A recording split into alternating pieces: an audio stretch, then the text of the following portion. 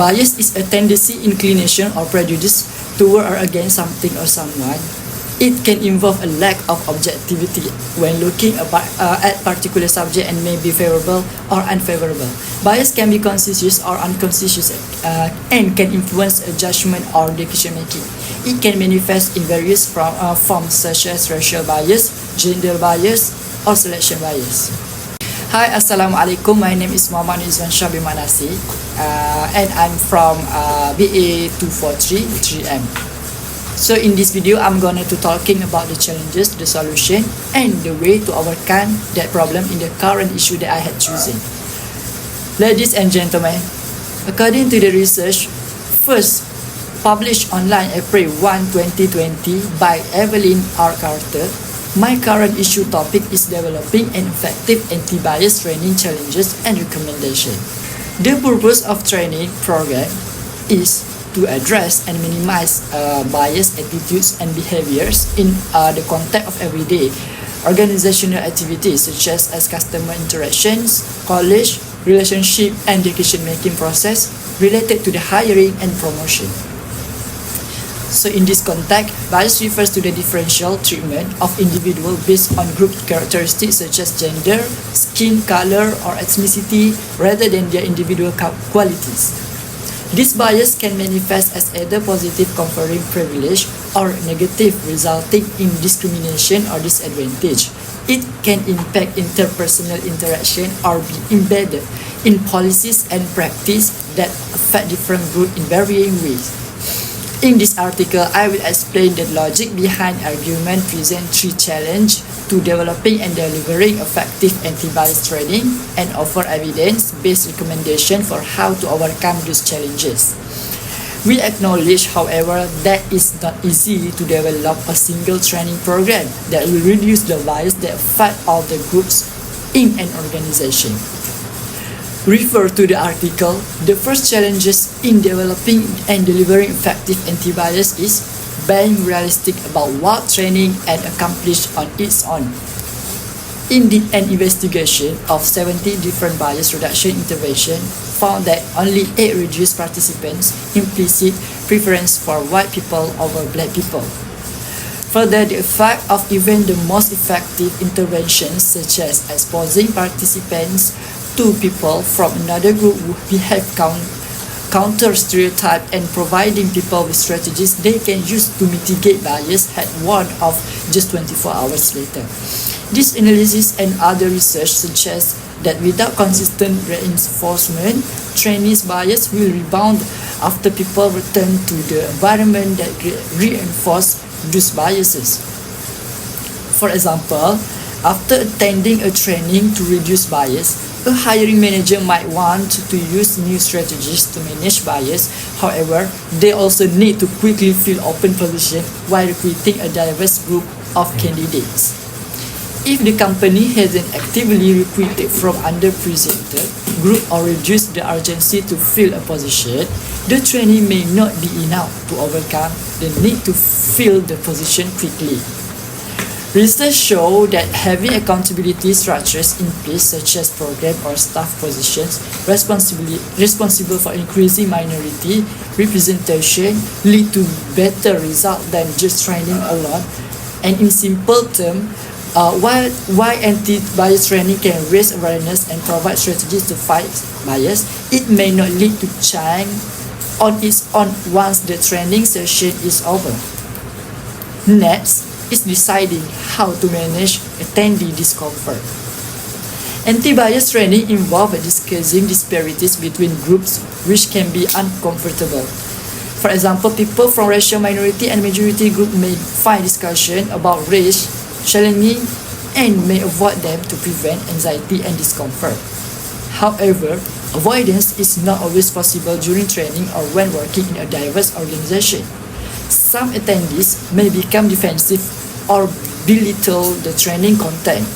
Facilitator must be prepared to contend with the various reactions that emerge during training and navigate the dynamic related to differences in how people from various groups perceive the prevalence of bias and their willingness to engage in the training activities. It is important to note that bias training programs aim to make people aware of their implicit biases and provide them with tools to change their automatic thought pattern and eventually eradicate discriminatory behavior. Designing a training program on bias is challenging because attendees have different expectations and experiences with bias. While it is important for the program to be well received, the goal should not overshadow the learning outcomes. And the last one is minimizing counterproductive effect of discussing bias.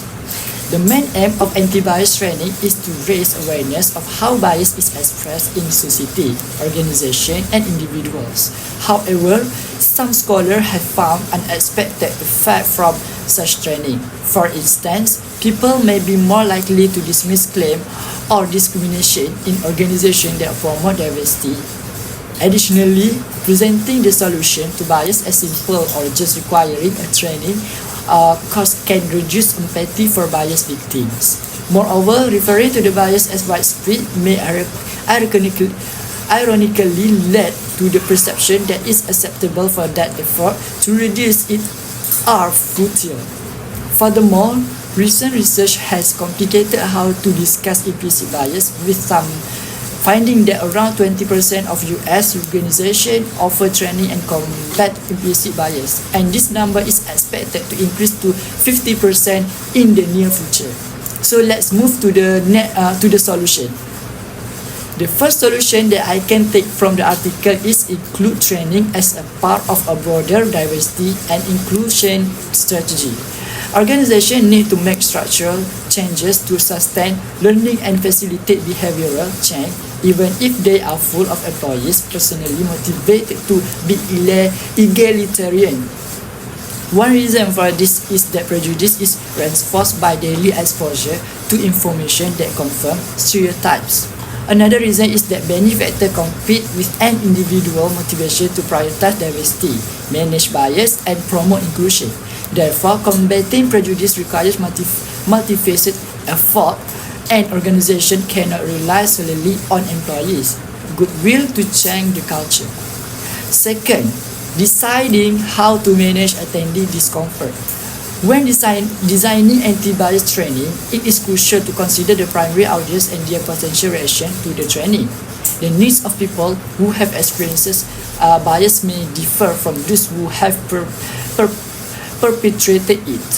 For example, people of color may benefit more from learning how to cope with the bias they face or discussing organizational procedures for reporting discrimination. It is essential to prioritize designing training programs that attendees will evaluate positively over programs that achieve learning outcomes. However, some studies suggest that this focus on positive evaluation may be misguided. Ineffective training can lead to negative consequences such as triggering defensive backlash, tension, identity compartmentalization, and negative emotion like shame. Instead, organizations should focus on addressing systemic racism and implementing evidence-based training that successfully reduce implicit bias. The last one is help attendees create a plan for behavioral change. For example, facilitators critique anti-bias training should consider classic social psychological research on persuasion. Persuasion is more successful when people are presented with a moderately disturbing outcome and strategies to avoid the outcome. Anti-bias training is a persuasive endeavor designed to motivate attendees to change their attitude and behavior. Facilitators should go beyond relying information about bias and propose concrete bias management strategies, being careful not to overwhelm attendees with too many of them. Research has shown that providing just one recommendation suggested the problem was not important but 4 or more overwhelmed participants. Brothers and sisters, before I end my presentation, let me tell you the way to overcome this issue. in my opinion, to overcome the issue of developing and delivering effective anti-bias training, our training should be explicitly aimed at increasing awareness of and concern about bias. It should also encourage participants to confront and understand their internally held biases, providing them with strategies to manage and change their behavior. Additionally, training should be sustained over an extended period to ensure a more permanent change in attitudes and behaviors. It is important to avoid overwhelming participants with too many recommendations, as this can diminish the impact of the training. Finally, incorporating active approaches such as perspective taking and goal setting can make the training more engaging and effective. So that's all from me. Thank you.